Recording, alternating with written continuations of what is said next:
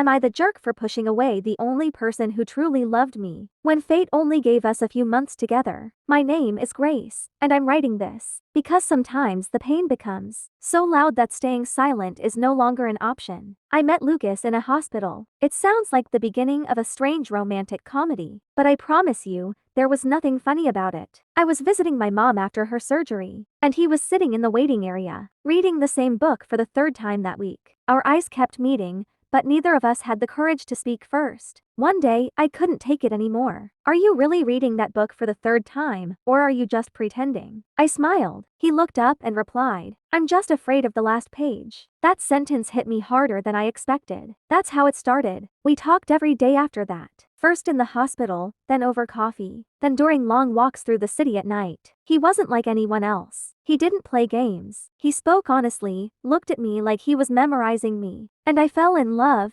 slowly, terrified, unavoidably. Then came the day that changed everything. We were sitting in the park in silence, holding hands, when he suddenly said, There's something I need to tell you and it might make you walk away. I tried to smile, but my heart was already screaming. I have cancer. Late stage, he said calmly. The doctors say I have a few months, maybe a year if I'm lucky. The world stopped. I was looking at him alive, warm, real, and I couldn't believe that the person sitting next to me had an expiration date. Then why did you even start talking to me? I whispered, because meeting you is the best thing that's happened to me in all of this. He replied, instead of hugging him, instead of telling him I would stay, that I didn't care how much time we had. I did the worst thing possible. I got scared. I started pulling away. Short replies, canceled plans, I'm busy became my favorite lie. In reality, I just didn't want to live through the pain that was coming. I didn't want to love someone I was destined to lose. One evening, he came to my door. He looked weaker, but his eyes were still the same, full of that quiet, gentle light I fell in love with. You're avoiding me,